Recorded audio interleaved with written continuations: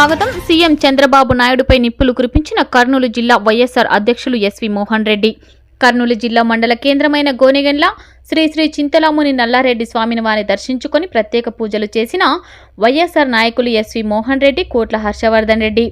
గోనెగండ్ల మండల కేంద్రంలో వెలిసిన శ్రీ శ్రీ శ్రీ చింతలాముని నల్లారెడ్డి స్వామి దశమి మహోత్సవం సందర్భంగా ఆది శ్రీ శ్రీ చింతలాముని నల్లారెడ్డి స్వామి వార్లను దర్శించుకొని స్వామివారికి ప్రత్యేక పూజలు నిర్వహించిన వైఎస్ఆర్ సిపి కర్నూలు జిల్లా అధ్యక్షుడు ఎస్వి మోహన్ రెడ్డి, మాజీ కూడా చైర్మన్ కోట్ల హర్షవర్ధన్ రెడ్డి, సీనియర్ నాయకులు ఎర్రకోట జగన్మోహన్ రెడ్డి, బుట్టా శివనీలకంఠ, బుట్టా ప్రతుల్, మాజీ Veerashaiva Lingayat corporation chairman Y Rudragoud. Kurnool జిల్లా వైఎస్ఆర్ అధ్యక్షులు ఎస్వి మోహన్ రెడ్డి మీడియాతో మాట్లాడుతూ, మీ ప్రభుత్వం 100 రోజుల పాలనలో అభివృద్ధి శూన్యం. మీరు చేసిన హామీలన్నీ కప్పిపుచ్చుకోవడానికి పవిత్రమైన తిరుమల తిరుపతి దేవస్థానాన్ని భ్రష్టు పట్టిస్తున్నావు. ఇలాంటి నీచమైన రాజకీయాలు మానుకో. ఆయనకు వయసు మీద పడింది కాబట్టి ఏమి మాట్లాడుతాడో ఆయనకే తెలియదు. అతి పవిత్రమైన తిరుమల తిరుపతి లడ్డుపై ఇలాంటి రాజకీయాలు చేయడం భక్తుల మనోభావాలను దెబ్బతీయడమే ధ్యేయంగా పెట్టుకున్న సీఎం చంద్రబాబు నాయుడు. త్వరలోనే తెలుస్తుంది, పైనున్న దేవుడు అన్ని చూస్తున్నాడు. ప్రపంచంలోనే పవిత్రగాంచిన తిరుమల వెంకటేశ్వర స్వామిని కించపరచడం సబబు కాదు. మీరు ఇచ్చిన సూపర్ 6 హామీలను అమలు చేయలేక ఏదో వంక పెట్టుకొని వైఎస్ జగన్మోహన్ రెడ్డిపై నిందలు మోపుతూ పవిత్రమైన లడ్డులో జంతు కొవ్వు పదార్థాలు వాడారని వైఎస్ఆర్ పార్టీపై అభాండాలు మోపుతున్నారు. ఇప్పటికైనా మీరు ఇచ్చిన హామీలన్నీ నెరవేర్చడానికి డిమాండ్ చేస్తూ వైఎస్ జగన్మోహన్ రెడ్డిపై బురద చెల్లడం మానుకోండి అని వైఎస్ఆర్ పార్టీ నాయకులు, జిల్లా అధ్యక్షులు ఎస్వి మోహన్ రెడ్డి అన్నారు. ఈ కార్యక్రమంలో MPP Nasaruddin, Bandinawaz, Murali Naidu, Mansoor, Bhaskar Reddy, Vengodu Krishnareddy, vice MPP Venkatramireddy, Gaddam Narayana Reddy, ముగతి Virupakshareddy, Mahabub Baig, ఆయా గ్రామాల సర్పంచులు, ఎంపీటీసీలు, నాయకులు, కార్యకర్తలు, అభిమానులు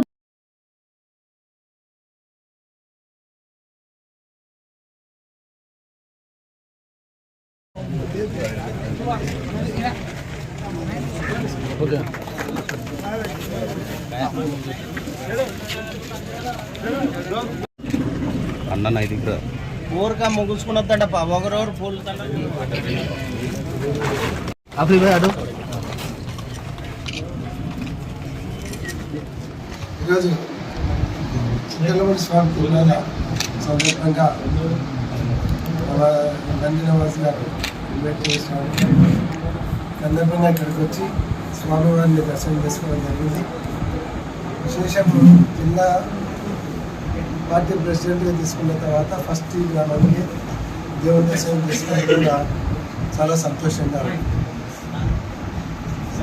గోనెగండ్ల మండలంతో కానీ గోనెగండ్ల గ్రామంతో కానీ చాలా అనుబంధం ఉంది.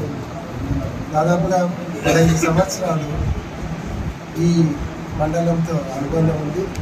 మొదటి నుంచి ఇక్కడ పెద్దాయన ఎమ్మెల్యే కంటే కూడా నేనే ఈ మండలం ఎక్కువ ఇన్ఛార్జ్ ఉంటాను. అప్పట్లో వాటర్ ప్రాబ్లం బాగా అంటే సమ్మర్ స్టోరేజ్ ట్యాంక్ కూడా ఆ స్టేజ్లో తీసుకురావడం జరిగింది. ఒక మండలానికి సమ్మర్ స్టోరేజ్ కట్టేయడం అనేది స్టేట్లో ఫస్ట్ టైం అయిపోయింది. ఏ మండలంలో జరిగింది, ఫస్ట్ టైం మన గోనెగండ్లలో జరిగింది. ఈరోజు వాటర్ ప్రాబ్లం లేదని అనుకుంటున్నాను. ఇంకా చాలా డెవలప్మెంట్ అప్పుడు పెద్దాయన చాలా డెవలప్మెంట్ జరిగింది. అలవాళ్ళకు ఒక సమ్మర్ స్టోరేజ్ ట్యాంక్. ఏదేమైనా మండల ప్రజలు మాత్రం చాలా మంచివారు. మేము ఇప్పుడు చేసేటువంటి అభివృద్ధి చూసి ప్రతిసారి బ్రహ్మాండమైనటువంటి మెజార్టీ ఇచ్చేవారు. కాబట్టి ఈ మండల ప్రజలను ఈ మండలాన్ని ఎప్పుడు మర్చిపోయే పరిస్థితి. ఈరోజు జరిగేటువంటి రాజకీయ పరిణామాలను చూస్తే ఒక లడ్డు వివాదాన్ని అడ్డం పెట్టుకొని ఆయన చంద్రబాబు నాయుడు గారి వైఫల్యాలను కప్పిపుచ్చుకోవడానికి డైవర్ట్ రాజకీయాలు చేస్తూ ఉన్నారు. ఈరోజు చిన్న పిల్లలకు అర్థమవుతుంది. 2024 జూలై 12వ తేదీన ముఖ్యమంత్రి ఎవరు ఉన్నారంటే మీ గోనెగండ్ల స్కూల్లో పోయి పిల్లలను అడిగితే ఆయన టైంలో వచ్చినటువంటి నేతి ట్యాంకర్లు అవి కల్తీ జరిగినాయి, పశువుల కొవ్వుతో తయారు చేసినారు, అనిమల్ ఫ్యాట్ ఆయిల్ కలిసిందని ఆయన చెప్తా ఉన్నారు. దానికి జగన్మోహన్ రెడ్డి గారు కారణమంటారు. జూలై 12, 24వ తేదీ నువ్వు జూన్ 12వ తేదీ నువ్వు ప్రమాణ స్వీకారం చేసినావు. కరెక్ట్ నెలకి జరిగింది. అంటే నెల రోజులు నువ్వు మామూలుగా సీఎం కంటే యాక్టింగ్ సీఎంగా జగన్మోహన్ రెడ్డి గారు ఉన్నారా? ఏం అర్థం కాకుండా మాట్లాడతారు. వయసులో వచ్చినటువంటి మతి మరపు ఏమో తెలియదు. కానీ జూలై 12వ తేదీ ట్యాంకర్ నస్తే అది వాడలేదు అని ఈవో గారు చెప్తారు. శ్యామలరావు గారు, చంద్రబాబు నాయుడు గారు ఆ ట్యాంకర్లు వాడినాడు అని చెప్తారు. దాన్ని టెస్ట్ పంపించినాము, వాడినాడు అంటారు. వాళ్ళు చెప్పినా వినకుండా లోపల పోయిన ట్యాంకర్లు అంటారు. దాదాపు 1200 మంది సెక్యూరిటీ గార్డ్స్ ఉండేటువంటి టెంపుల్ అది. ఆ టెంపుల్లో ఒక లారీ డ్రైవర్ పోవద్దంటే పోతాడా? మతిస్థిమితం ఉంది మాట్లాడి పోయి ఆ ట్యాంకులు అంటే జూలై 12వ తారీఖున జరిగినటువంటి తప్పుకు బాధ్యులు ఎవరైతారు? చంద్రబాబు నాయుడు గారు అవుతారా? చంద్రబాబు నాయుడు గారు నియమించిన శ్యామలరావు గారు అవుతారు.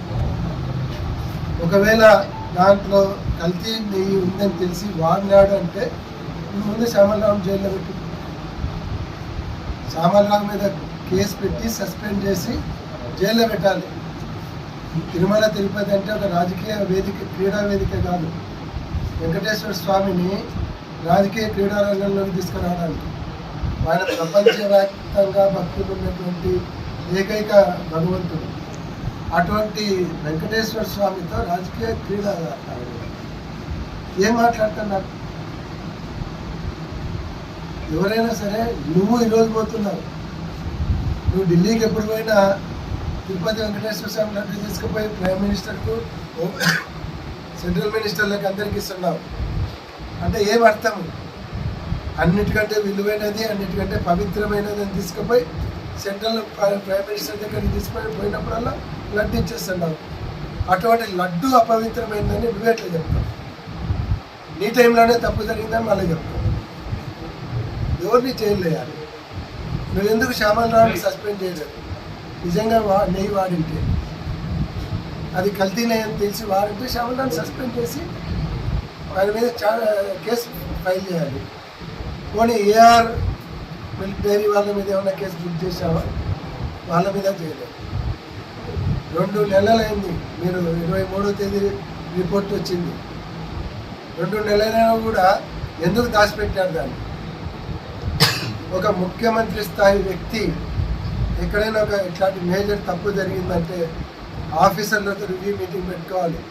రివ్యూ మీటింగ్లో నిజాలు తెలుసుకోవాలి, రిపోర్ట్స్ చెక్ చేసుకోవాలి. రిపోర్ట్స్ అన్ని చెక్ చేసిన తర్వాత నీకు జరిగిందంటే ఆఫీసర్లో పెట్టుకొని ప్రెస్లో చెప్పాలి. కానీ వాళ్ళ కూటమి ఎమ్మెల్యేల మీటింగ్లో, అంటే అది రాజకీయ వేదిక మీద తిరుపతి లడ్డు గురించి మాట్లాడాల్సిన అవసరం వచ్చింది. గవర్నమెంట్ సంబంధించిన సబ్జెక్టు. శ్యామలరావు ఏమో ముందు అది ఎడిబుల్ ఆయిల్ అని చెప్పినాడు, వెజిటబుల్ కొవ్వు అని చెప్పినాడు. మళ్ళీ వాడలేదన్నారు. ఎవరెందుకు నువ్వు వాడినావని చెప్పినారు? నీ కొడుకు లోకేష్ బాబు గారు ఆ 4 ట్యాంకర్లు వాడలేదు, వెనక్కి పంపించామన్నారు. నువ్వు కరెక్టా, మీ కొడుకు కరెక్టా? పోనీ లోకేష్ బాబు గారు తండ్రి చాటు బిడ్డ కాదు కదా, నేను తెలియక చెప్పినాడు నీకు. 2వ క్యాబినెట్ మినిస్టర్ నువ్వే చాలాసార్లు చెప్పినావు మీటింగ్లలో, నా కొడుకు అపర మేధావి అని. మరి ఆయనే చెప్పినాడు 4 ట్యాంకర్లు వాళ్ళను వాపస్ పంపించాడు. కేవలం నువ్వు చెప్పినటువంటి సూపర్ 6 కంప్లీట్గా ఫెయిల్ అయిపోయినావు. ఒక్కటి కూడా ఈరోజు చేయలేదు. అమ్మఒడి చేయలేదు, అమ్మకు వందనం చేయలేదు, తర్వాత నిరుద్యోగ ప్రత్యేకత అవసరం లేదు. ఆల్రెడీ జిల్లాల పార్టీ బలంగా ఉంది. ఏమంటే ప్రజలు ఏదో సూపర్ 6 దాన్ని విని చంద్రబాబు నాయుడు నమ్మి ప్రజలు మోసపోయినారు తప్ప మా పార్టీ క్యాడర్ కానీ, మా పార్టీ నాయకులు కానీ, పార్టీ కానీ చాలా బలంగా ఉంది. నేను దానికోసం బలోపేతం చేయాల్సిన అవసరం లేదు. నా